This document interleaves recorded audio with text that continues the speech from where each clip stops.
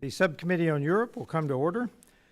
Purpose of this hearing is to discuss the subcommittee's areas of jurisdiction for State Department reauthorization, which includes the Bureau of European and Eurasian Affairs, the Bureau of Arms Control, Deterrence and Stability, and the Bureau of International Security and Non-Proliferation. I now recognize myself for an opening statement. I want to begin by welcoming both members and witnesses to the Subcommittee on Europe's first hearing on State Department reauthorization. Under the leadership of Chairman Mast, each subcommittee has been assigned different bureaus from across the State Department in order to conduct oversight, explore potential reforms, and to ultimately authorize the bureaus into law. It has been a while since reauthorization was accomplished, and I look forward to working with colleagues on both sides of the aisle as we move through this important process.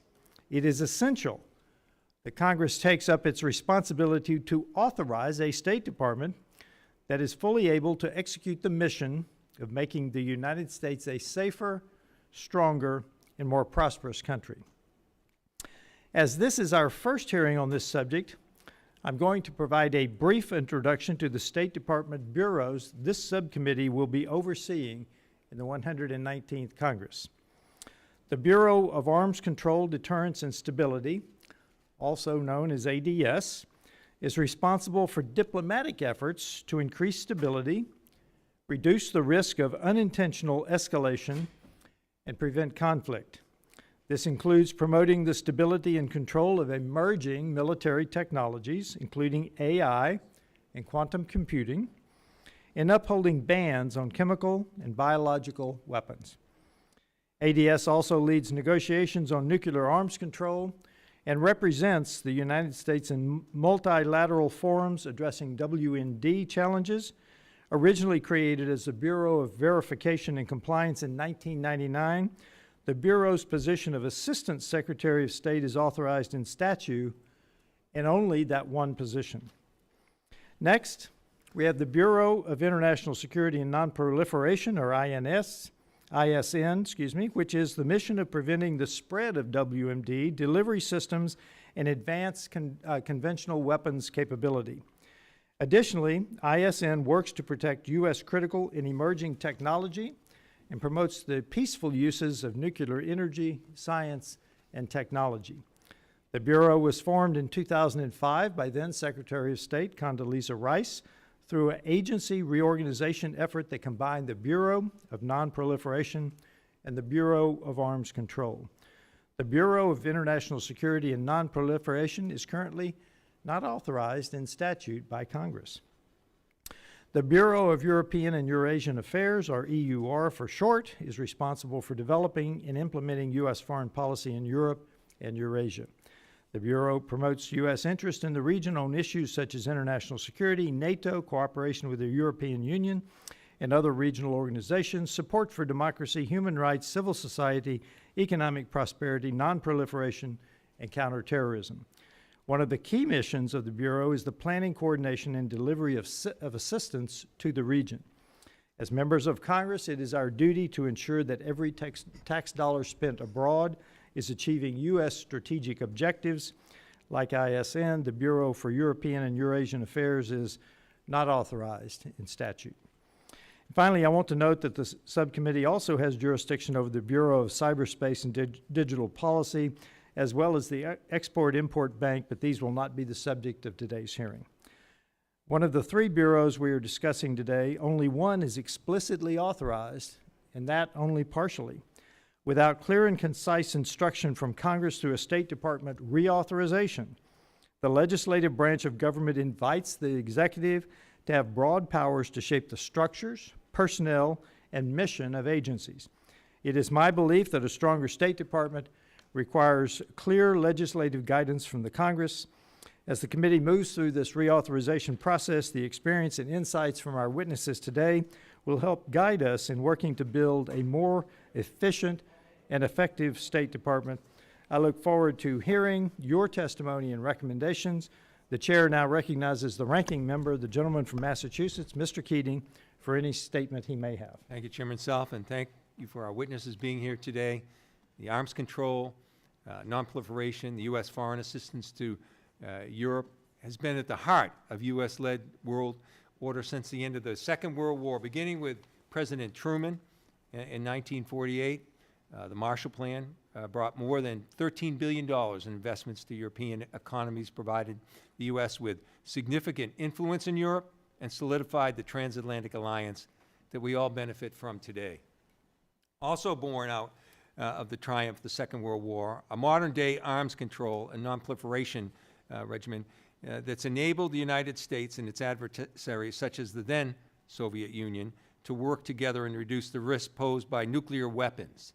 I remember a time where every American feared for their lives during the Cold War, and literally when I had a neighbor a couple of streets over who built a bomb shelter in his yard. The Bureau of International Security and Nonproliferation, as well as the Bureau of Arms Control, Deterrence, and Stability, are critical to ensuring Americans never again live with this fear. But we didn't come here today to discuss history. We came here today to talk about the future of arms control, international security, and foreign assistance to Europe. The Trump administration has said it's pursuing a foreign assistance agenda to make America stronger, safer, and more prosperous. Ostensibly, this includes countering the malign influence of Russia and China. Our foreign assistance to Europe does that. In Europe, countries like Moldova, Georgia, Kosovo, and Armenia are seeking greater U.S. economic cooperation and assistance in bolstering democratic efforts in those areas. In Ukraine, the United States has rebuilt Ukraine's energy grid following the Russian attacks, allowing Ukraine to repel them on the battlefield. Sadly, some of those efforts cut with the cuts to USAID. Yet, while the Trump administration claims to be putting America first, it's actually ceding territory and influence, literally in Ukraine and figuratively throughout the European continent, to Russia and increasingly to China. If the Trump administration was serious about pursuing its stated goals of making America stronger, safer, and more prosperous, restoring all congressionally appropriated foreign assistance funding to our allies in Europe would be the first step in that direction. On arms control and nonproliferation, the ISN and ADS bureaus employ subject matter experts with specialized backgrounds who both verify compliance of our arms control efforts and engage with multilateral institutions to ensure the United States is shaping global norms on these topics, and not Russia, not China, not Iran, not North Korea. Yet the Trump administration has initiated a reduction in force at the State Department, which could target the critical work of the ISN and ADS bureaus and the numerous career civil servants whose expertise is not replaceable. On each of these issues, arms control, nonproliferation, and U.S. assistance to Europe, the Trump administration must do something it's failed to do thus far. It has to show up. To counter Russian and Chinese malign influence, the Trump administration must show up and provide necessary funding for countries like Moldova, Georgia, Ukraine, who are striving to maintain and expand their democracies. The Trump administration is serious about arms control and nonproliferation efforts. The administration must show up to multilateral institutions and our bilateral partners and engage proactively. Unfortunately, its effort to fire hundreds of civil and foreign service officers with deep expertise in these issues runs counter to these goals. And if the Trump administration wants to pursue such drastic changes in U.S. policy, it must show up to Congress. While I appreciate our witnesses' presence here today, the lack of administrative engagement with this committee and the ceding of Article I power by this committee and this Republican majority not only undermines the role of the legislative branch, but it harms U.S. national security at this critical time in history. I'll end with this. In 1994, the Budapest Agreement, Ukraine agreed to give up its nuclear weapons in exchange for a security guarantee from the United States, Russia, and Britain. Russia obviously abandoned that promise long ago. Over the last few weeks, Donald Trump has also broken our promise and won't even acknowledge Russia's aggression. Of course, agreements mean nothing if not enforced, and Trump's actions undercut the credibility of our country. Moments ago, after this hearing started, Ukraine and President Zelensky agreed to a 30-day ceasefire. I hope that that ceasefire is backed up with security guarantees as well, or again, they'll mean nothing. Now Ukraine has likely come to regret their decision to give up those weapons. President Zelensky is now asking allies for strong security guarantees, such as those guaranteed by a nuclear umbrella to deter Russia and its horrific aggression and war crimes.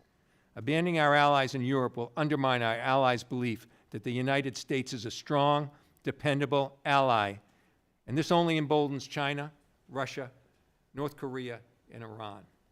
If we want to remain a global leader in arms control, nonproliferation, and transatlantic relationships, the United States must show up, and we must lead. I look forward to our witness testimony, and I yield the balance of my time. Other members of the committee are reminded that opening statements may be submitted for the record. We are pleased to have a distinguished panel of witnesses before us today on this very important topic. We have the Honorable Yleem Poblete, PhD, Dr. Poblete, former Assistant Secretary, Bureau of Arms Control, Verification, and Compliance, U.S. State Department. Mr. Daniel Coaches, Senior Fellow, Hudson Institute, and Ambassador James O'Brien, former Assistant Secretary, Bureau of Europe and Europe-Asia Affairs, Department of State. This chair recognizes the importance of the issues before us and is grateful to have your presence here to speak with us. Your full statements will be made part of the record, and I'll ask each of you to keep your spoken remarks to 5 minutes in order to allow time for our members to have questions. I now recognize Dr. Poblete for her opening statement. Thank you, Mr. Chairman, Ranking Member Keating, distinguished members of the committee, and thank you for the opportunity to testify today. I provide specific, detailed recommendations, a plethora of them, in my prepared remarks on potential reforms for the arms control and international security family at the Department of State, otherwise known as the T family. But I would like to address some overarching issues. First, for American leadership to endure and facilitate and contribute to security and peace, we must be strong militarily, economically, and diplomatically. This means perhaps doing more with less. It is something that we were required to do when I was a staffer on this committee, and it is something that can and will be done. That also begins by placing the security and well-being of the American people and our nation first and aligning all of our efforts toward that goal. But this does not mean America alone. The U.S. under President Trump supports alliances. Alliances denote that there is an alignment of interest. It denotes that there is an equal stake and equal contributions toward the shared goals of the alliance members. For decades, multilateralism has been viewed as an end unto itself without rigorous or careful examination of the mandate, functions, and relevance of multinational organizations in addressing the current political and threat environment. Such a review is integral to any effort to transform our policies and government to advance U.S. security and interests and leave the U.S. well-positioned for current and future challenges. To Ranking Member Keaton's point about the U.S. showing up, the U.S. definitely shows up in more ways than just foreign aid. In my areas of jurisdiction and when I was at the State Department, we show up via Aegis ashore sites in Europe, via U.S. Navy ships with Aegis ballistic missile defense capabilities and systems. We show up with Patriot systems in the European theater, as well as other support. This all through the U.S.-European phased adaptive approach to the defense of the European theater. I too firmly believe that the work of the T family, where diplomacy, intelligence, and defense converge, is an essential tool in the U.S. arsenal of national security instruments of power.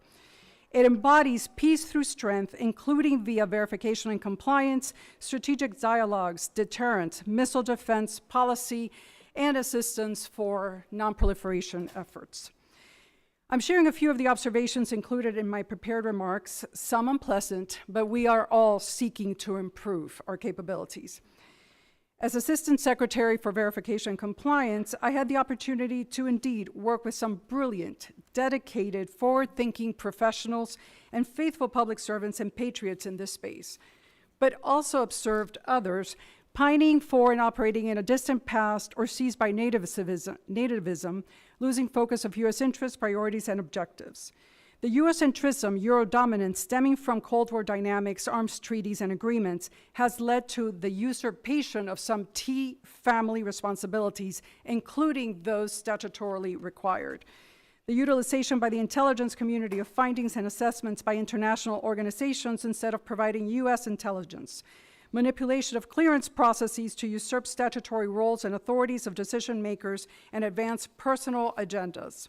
Examples include scope, content determinations relating to the compliance report, specifically with respect to Iran, personnel in the Office of the Legal Advisor reversing previously clear determinations and approved language on such matters as violations of UN Security Council resolutions, and Assistant Secretary level clearances changed before they reached the Secretary's desk. Some of the recommendations. To succeed in reforming, realigning, streamlining, and optimizing, there must be clear guidance and leadership on agenda priorities and scope.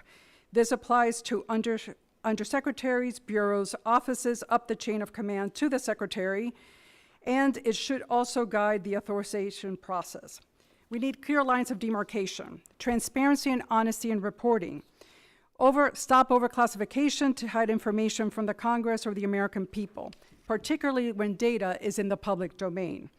Return to unclassified reports with classified TSSCI annexes as mandated by statute.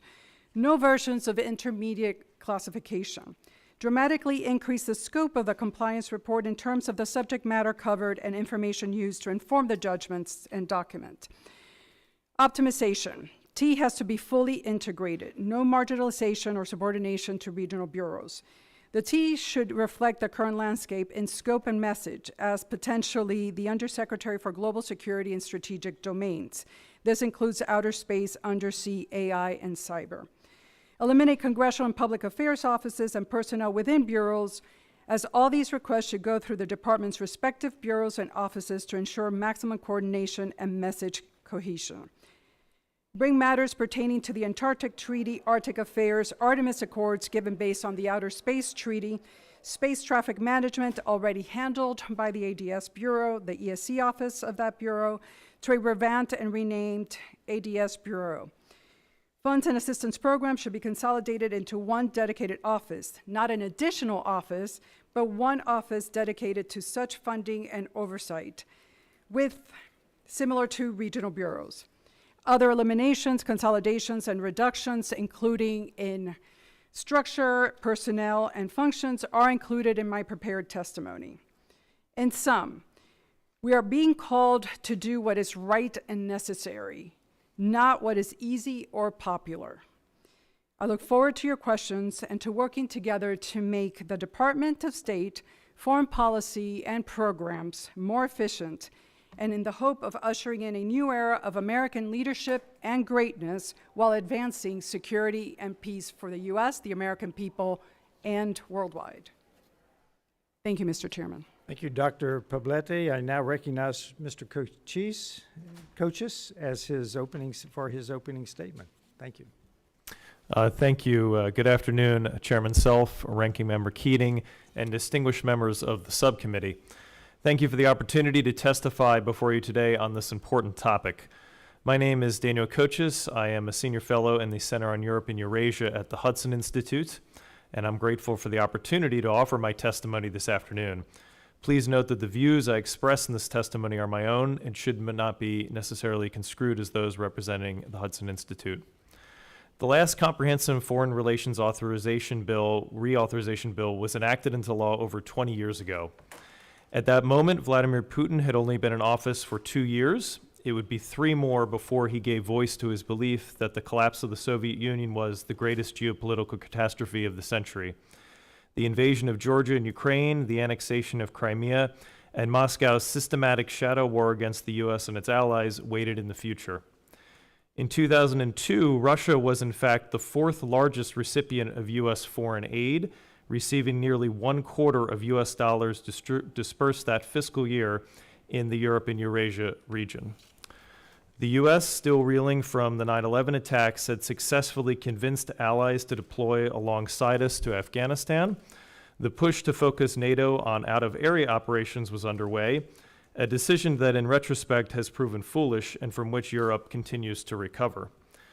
In 2002, we retained a unipolar moment. The year following, the Chinese Navy counted 128 vessels, 100 less than the United States. Today, China is the world's largest navy with 370 ships and submarines.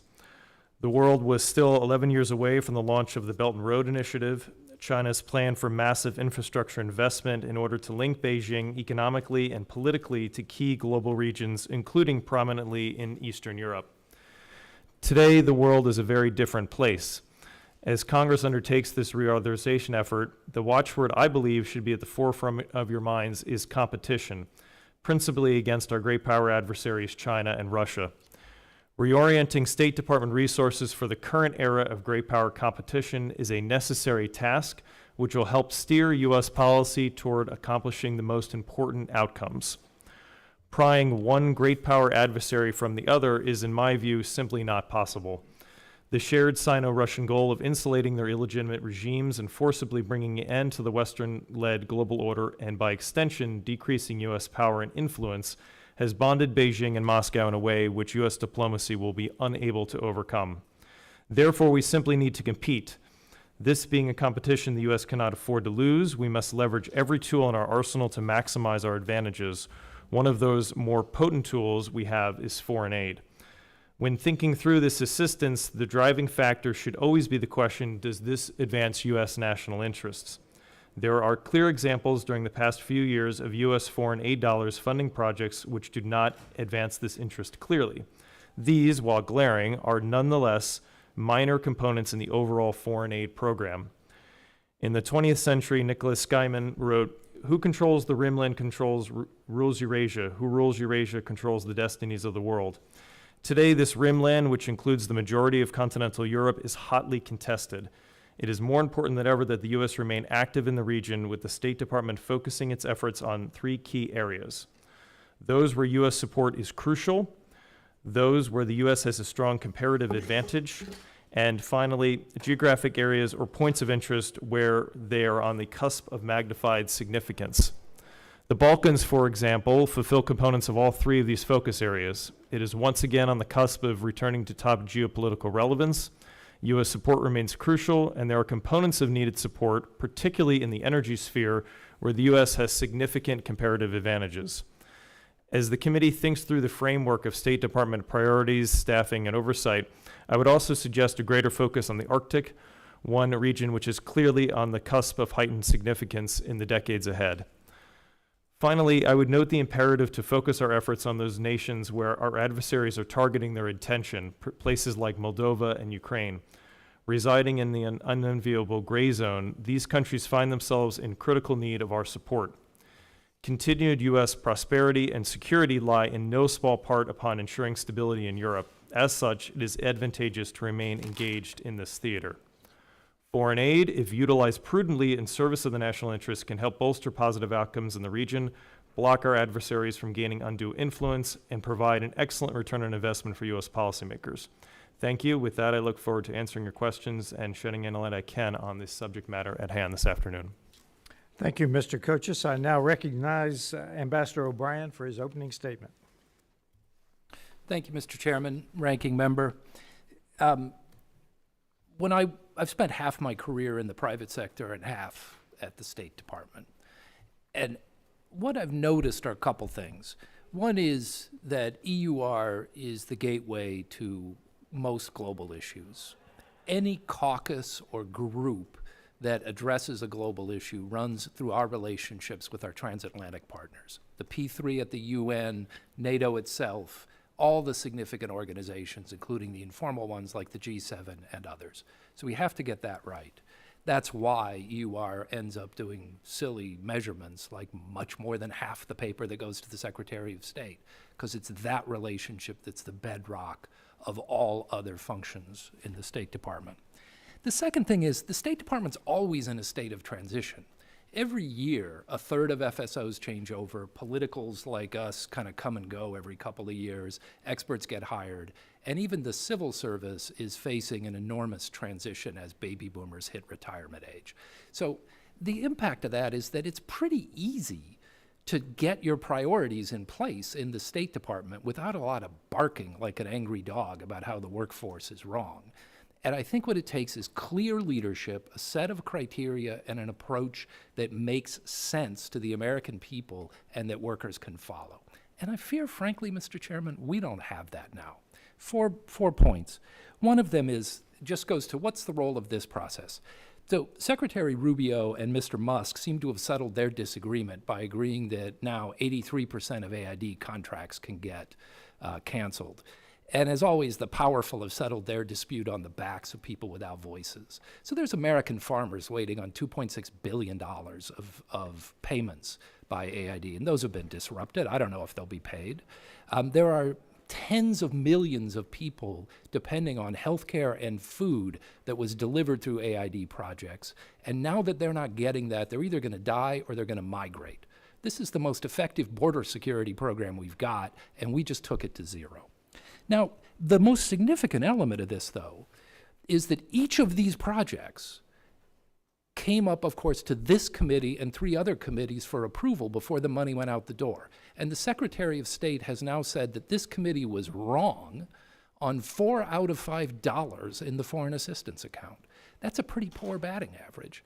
And I think what we need to do is find some way in which the administration can make clear what it intends to spend money on so that this committee can reach agreement, and then the president can agree that he'll take care to follow the authorization law once it's enacted, as opposed to asserting a unilateral prerogative to impound the money.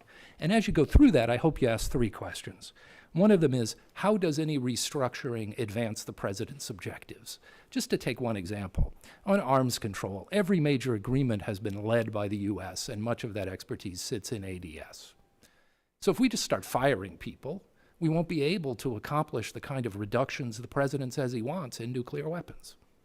Second major question, can we get others to spend more money? We talk a lot about burden sharing in the military capacity. Here are others. In Ukraine, the United States spent, the AID, about $350 million on Ukrainian agriculture. This contributed to tens of billions of dollars that Ukraine spent on its own military. It also led that $350 million to $2.2 billion in private sector investment by American companies. AID also spent the money to help Ukraine get this grain out. If we want access to Ukrainian critical minerals, those things are going to have to transit Poland, for the most part, and maybe Romania, 2 countries we're kind of alienating right now. So I don't understand how what we're doing allows us to get others to contribute more. Third major question is, are we mortgaging the future? Our kids are going to get rich or get poor based on developments in artificial intelligence, biomedical sciences, and energy efficiency. The Chinese are trying to write the global standards in those areas.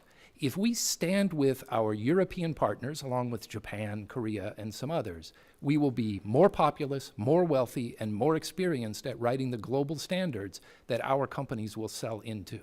If we try to do this on our own, sending others off to do it on their own, we fight China at a disadvantage. That's mortgaging the future. Another area is the defense industry. The supplemental appropriation for Ukraine spent more than $30 billion in US companies. Now, the Europeans are about to spend tens, maybe hundreds of billions, 2/3 of which they would spend with US companies, but they are going to direct it to their own companies. Those are jobs that will not be in your districts, even if American companies get European contracts. We're mortgaging the future. So I hope you can put those questions, and I hope the administration shows up to provide clear answers, because with that, it's easy to address the structural issues. Thank you, Mr. Chairman. Thank you, Ambassador O'Brien. I now recognize myself for 5 minutes of questioning. Dr. Poblete, does the current structure of the T family reflect the current threat environment while looking at the future to adapt to any authority, structure, and programs that we need to change to address emerging threats? Small components of the T family are dedicated to emerging security challenges, but its current construct is primarily focused on nuclear arms control and agreements and structures that no longer exist or are just a modicum of what was needed at the time. So in sum, yes, it does advance U.S. interests. It does align with our America First priorities. But in order to adapt, it needs to become leaner, and only the best people need to be there. We need to eliminate redundancy. We need to, as I specified in my oral remarks and my prepared remarks, we need to avoid duplication, and that leads to waste of time, energy, and resources. So we need to have clear lines of demarcation. In our conversation prior to this hearing, you asked if it would be possible to merge the International Security Non-Proliferation Bureau, ISN, with ADS, statutorily verification and compliance. My first instinct was we are able to, and I provide specifics, we are able to distill both bureaus down to perhaps 5 or 6 offices. We are able to consolidate functions that are overlapping among the offices in these bureaus. But I do caution, going back to statutory mandate and the history of the genesis of the Verification and Compliance Bureau and T, of the merging of negotiations, assistance, funds with the verification and compliance.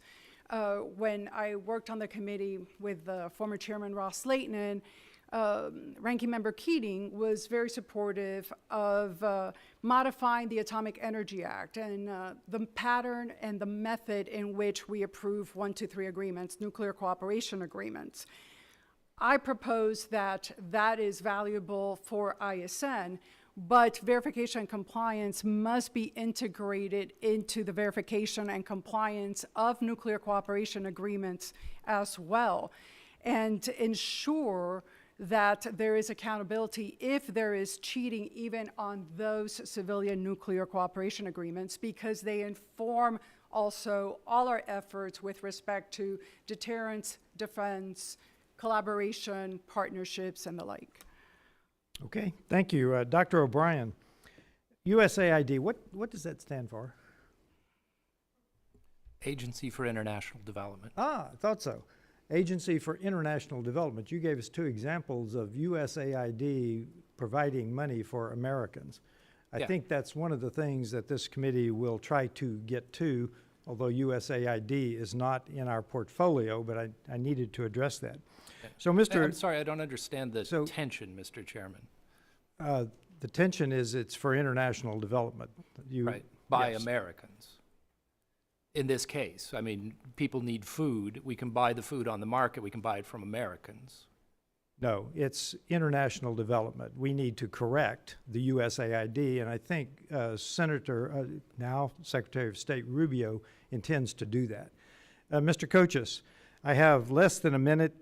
The Balkans are vital to this committee. I think they're a potential flashpoint, and you mentioned energy and the Russian influence, of course, in Serbia.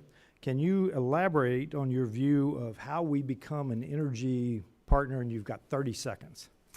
Well, I completely agree. I think not just Russian, but also Chinese investment in energy in the Balkans has expanded quite significantly. I think in 2 ways. One, of course, is U.S. natural gas, trying to help those nations in that region build out their interconnections. And I think the other is nuclear. So helping to leverage our expertise in the nuclear sphere, I think will improve the energy picture there, and also some of the air quality issues and the sort of life issues that they have in the region, which are impacted by the heavy use of coal. Thank you. I yield, and I now recognize Ranking Member Keating for 5 minutes. Thank you. I think in Ukraine that myself, I understand Putin's rhetoric, and I believe some belief that what he envisions is a reconstitution of the old Soviet Union. But I think his real concern in Ukraine has been right next door to him will be a country rich with young, educated, technologically expert young people that will become entrepreneurs. I think he's worried that the breadbasket of the world is right next door, and that economic influence. I know he's concerned about the potential for Ukraine's own military-industrial development itself. And to have that prospering country in a democracy right next door, while the Russian economy continues to go in the tank, and he's driven it further with his illegal war in Ukraine, serves as a contrast that would create a great domestic political problem for himself, let alone cutting out the oligarchs that are a part of his network of self-wealth that many people say makes him the wealthiest person in the world. It's a mafia-like crime syndicate, as it's been discussed. So it's that comparison. Ambassador O'Brien, I traveled with you to Ukraine. When I was there, I met with the U.S.-Ukrainian, American-Ukrainian Chamber of Commerce. And I was just struck by the businesses, the U.S. businesses that are there, how they made it through this war, continued, and how they wanted to grow beyond this. They realized all the things I just said about Ukraine being the powerhouse, really, of Europe down the road, and how that not only helps our own business interests here at home, but also strengthens our security here at home. So investing in international development is indeed investing in our own priorities here in the United States. Can you talk a little bit more about how the U.S. interests, make America safer, more prosperous, and also this idea that people have, and I understand if this is all they know, that, oh, we're giving money to other countries when we could use the money back here at home. It's my belief that investing over there has a multiplying effect in terms of investing at home. Could you talk about that?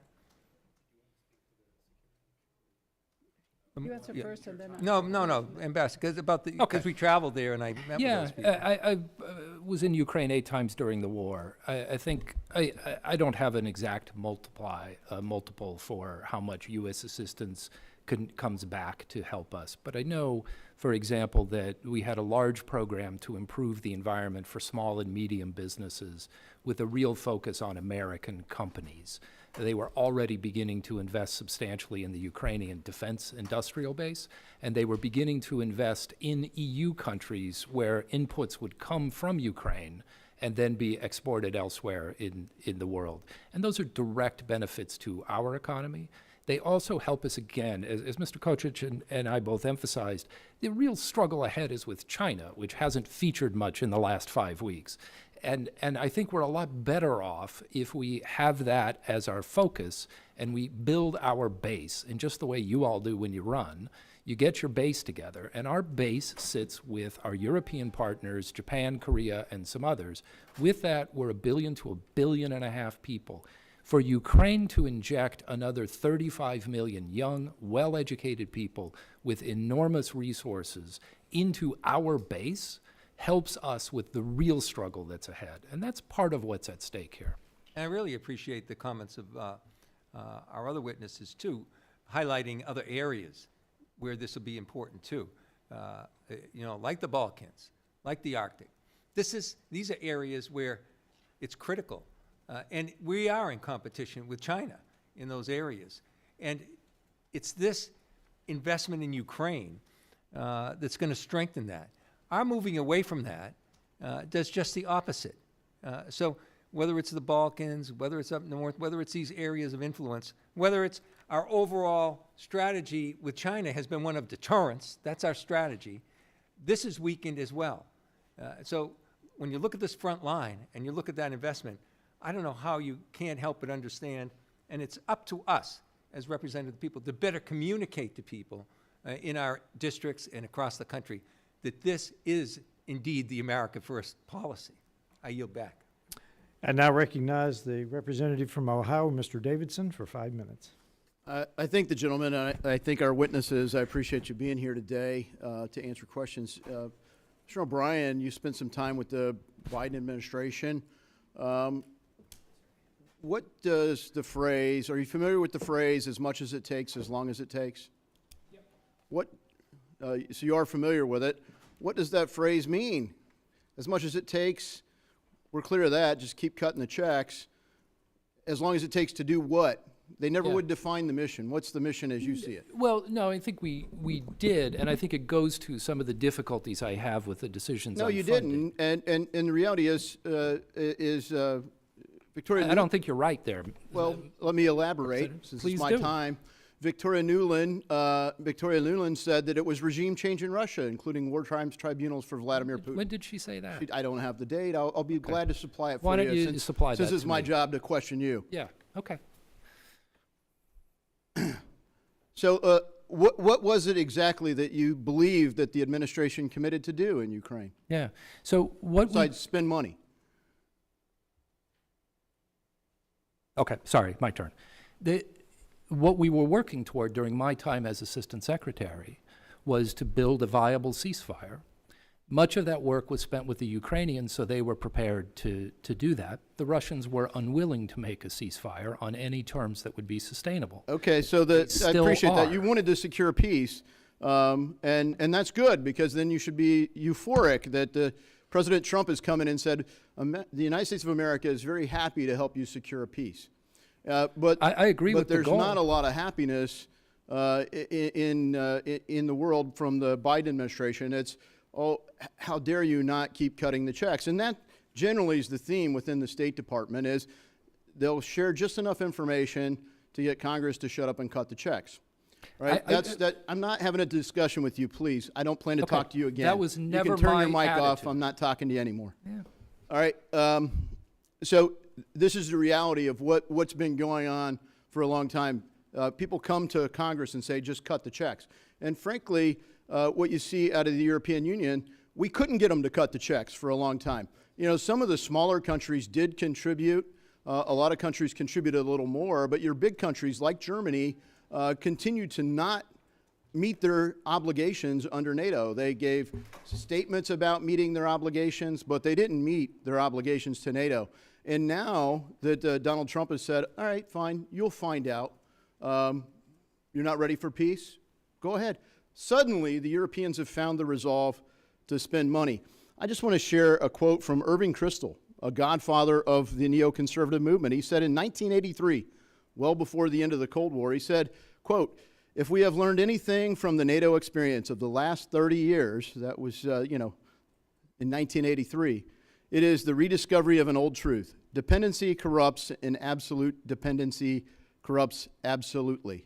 The culture of entitlement and dependence on American money has corrupted many of our allies, and it's nice to see it changing.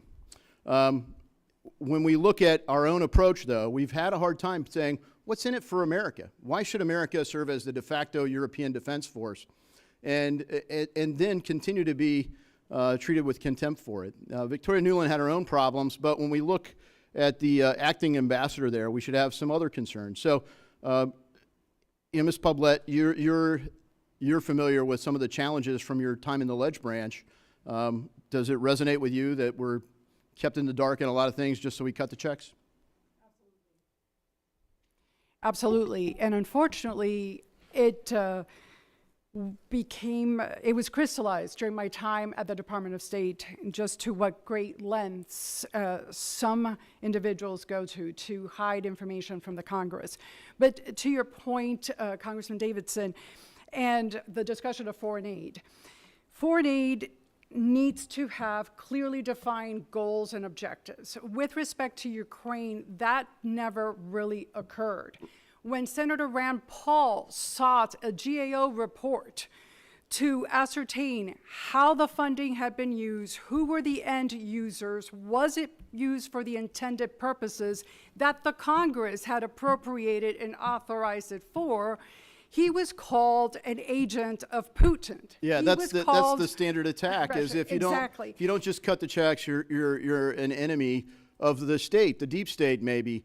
And that's where you look at Bridget Brink. She's actually worked to get rid of the prosecutor that was going to look in Ukraine into Hunter Biden, who was going to look into things that we should have an interest in, that we should have accountability. Because what's lacking when you're kept in the dark is accountability, and that's exactly what the Biden administration worked to avoid on every front. And if I may, sir, if I could share with all the members of this committee. The gentleman's time is up.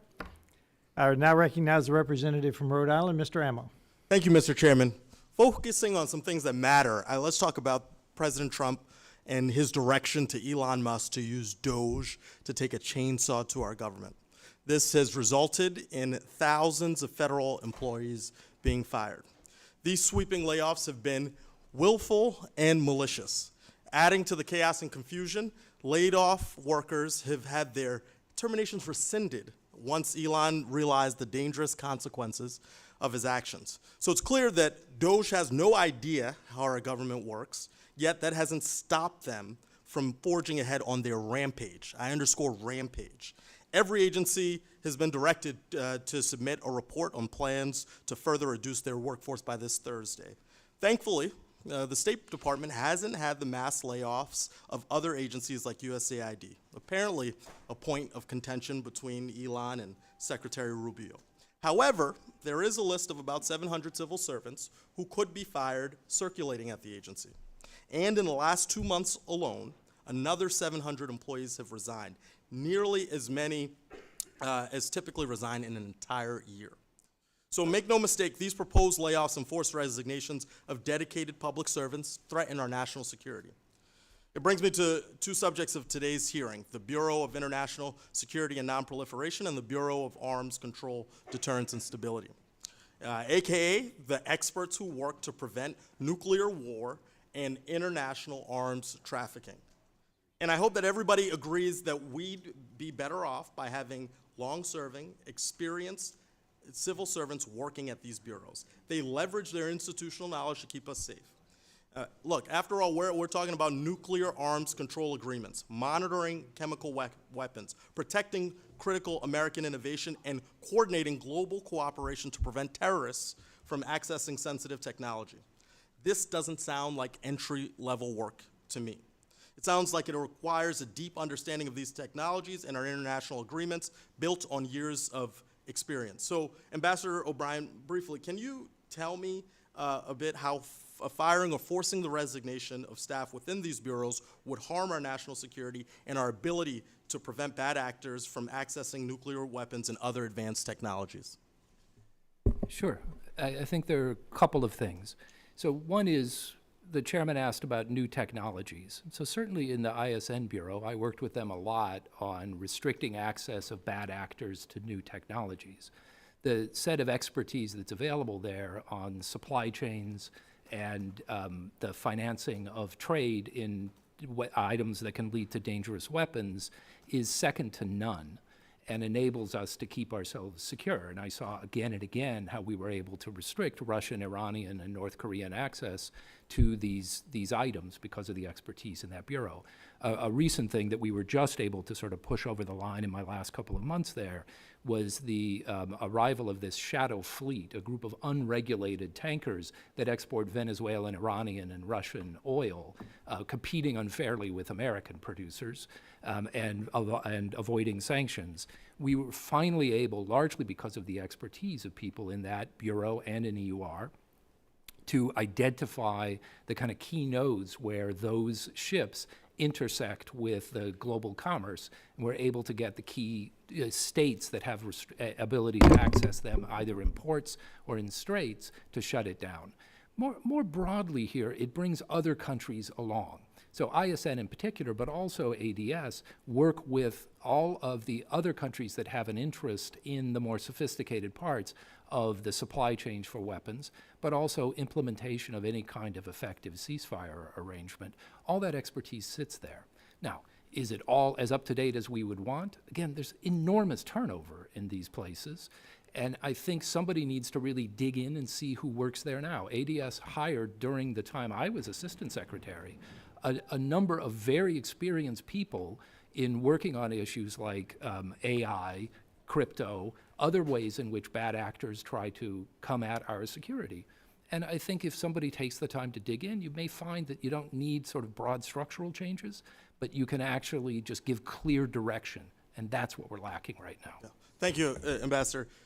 Quickly, before my time expires, President Trump isn't just weakening our national security by firing federal employees. He's detonating our relationships around the world.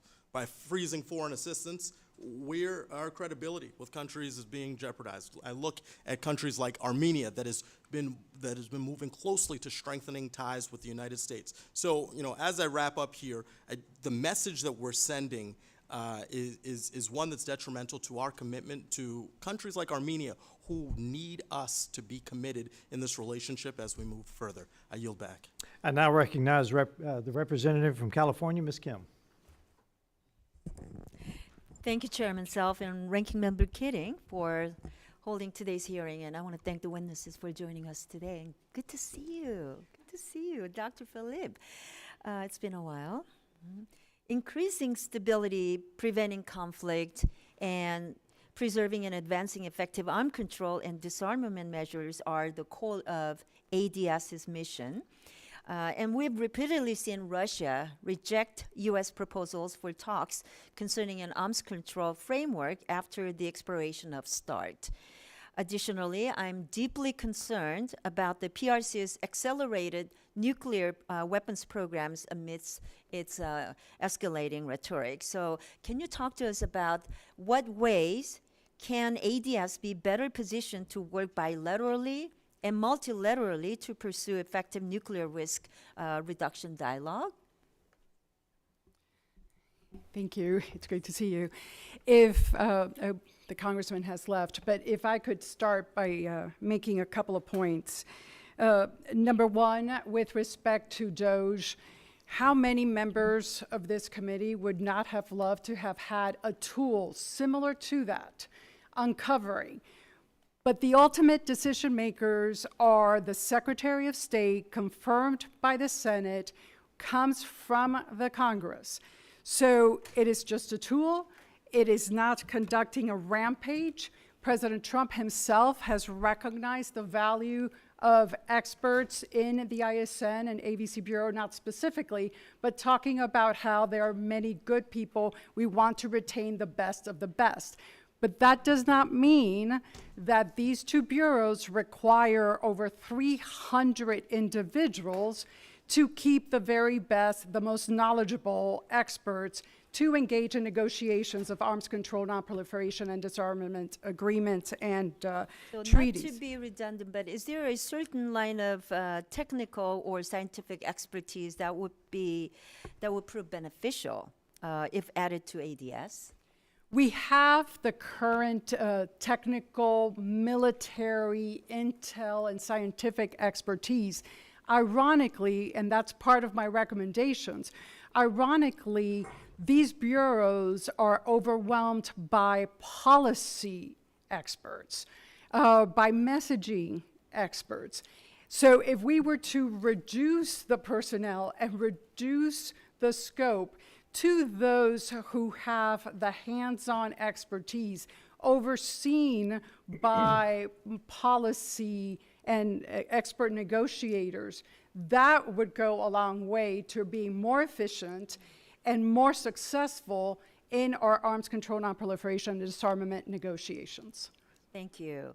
And you also mentioned in your testimony that about the Eurocentrism and Euro-dominance stemming from Cold War dynamics, arms treaties and agreements has undermined some T-family responsibilities relating to verification and compliance. So what can be done to ensure this trend does not continue? Again, the Tease family and the undersecretary needs to be treated equally to her P counterpart, for example. And statute must be the overarching guide, which means, according to the congressional report, not just the statute, but congressional intent made it clear that no regional bureau was to supersede determinations made by the Verification and Compliance Bureau when it came to those functions. And further, with respect to the reference to sanctions and Treasury, that intelligence is actually gathered primarily by the Department of the Treasury. And all bureaus at the Department of State are engaged in those determinations to impose sanctions. But with respect to the Euro dominance and Eurocentrism, if we want to counter China, as we did in the 45th administration and as we want to do again now, yes, a lot goes through Europe just because historically that is the case, but we cannot overly focus on just Europe.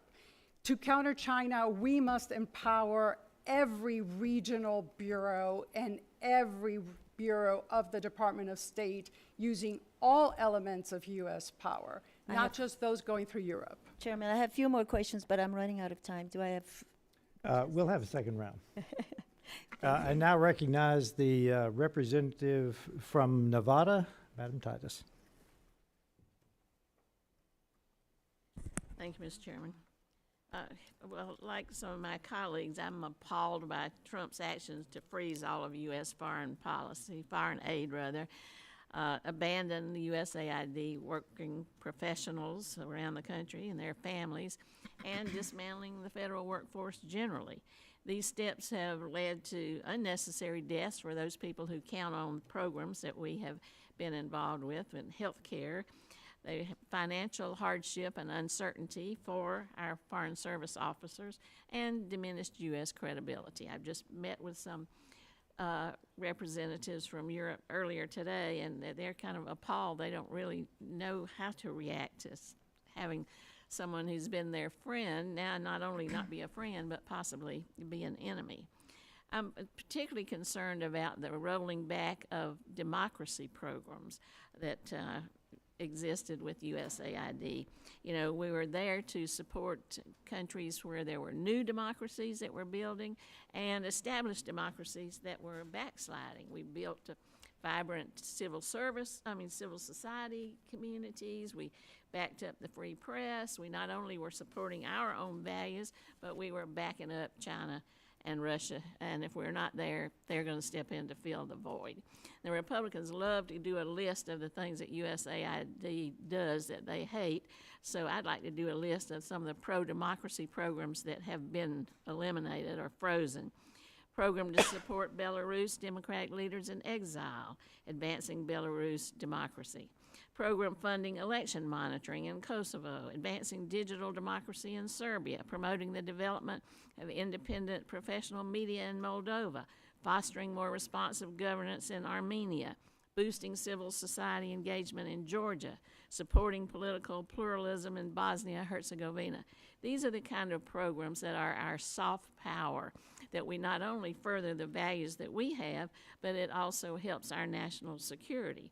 And if we don't believe that, the minute these were frozen, you saw Bruno Rodriguez praising this, Medvedev saying, oh, this is great, applause around the world for us being gone so they could step in.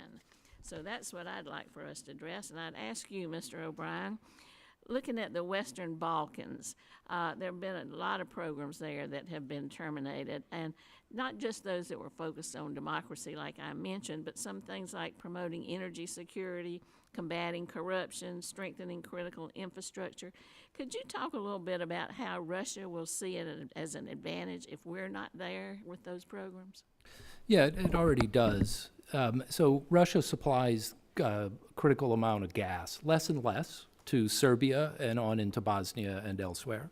The Serbs have announced they would like to get to zero, but for that to happen, they need American natural gas to become available. That will come either through a pipeline that runs up from basically Greece through North Macedonia, or it would come through a pipeline that runs through Croatia and across Bosnia. Now, that pipeline is stuck because of corruption, which is tied to two local leaders, one of whom actively presents himself as the local affiliate of the administration and is actively trying to get out from under sanctions because of his corruption. So we're now eliminating the programs that will clear the way for America to become a reliable energy supplier and free these countries from Russian influence. I have trouble seeing that as an America First agenda. I completely agree. Well, how about Moldova, things that are happening in Moldova? Would you address that? Yeah, so Moldova, like a lot of countries from Central Asia all the way across to the Black Sea, these countries want much less Russia. They see this as their chance to get out from under. And in Moldova, there was a small enclave that Russia used to run guns and money laundering operations out around the world. That has become incredibly weakened as a result of the last few years of sanctions. Russia now, facing elections this fall in Moldova, Russia has gone on a massive spree of disinformation, which also affects Romania because of the language, vote buying, and efforts to influence the Moldovan elections by using energy, which they used to supply. So we were building networks to get into Ukraine and also providing the ability for Moldova to generate its own power, but also run power in from Europe. Much of that's gone now, and we're going to leave Moldova at the behest of Russia, which will reinstate its gun-running, thug-running operation again. Again, not in our best interest. Thank you. I yield back. I now recognize the representative from Delaware, Mr. McBride. Thank you, Madam Chair. Ranking Member Keating, also wonderful. Mr. I'm Chairman, sorry. could you repeat your introduction again, please? Yes, we have set the Representative. standard on the floor of the House, and I'm simply. What is that standard, Mr. Chairman? The Would you standard- repeat what you just said when I- you introduced a duly elected representative from the United States of America? Please. I will. The representative from Delaware, Mr. McBride. Mr. Chairman, you are out of order. Mr. Chairman, have you no decency? I We mean, will- we will- I've come to know you a little bit, but this is not decent. We will continue this You hearing. will not continue it with me unless you introduce a duly elected representative the right way. This hearing is adjourned.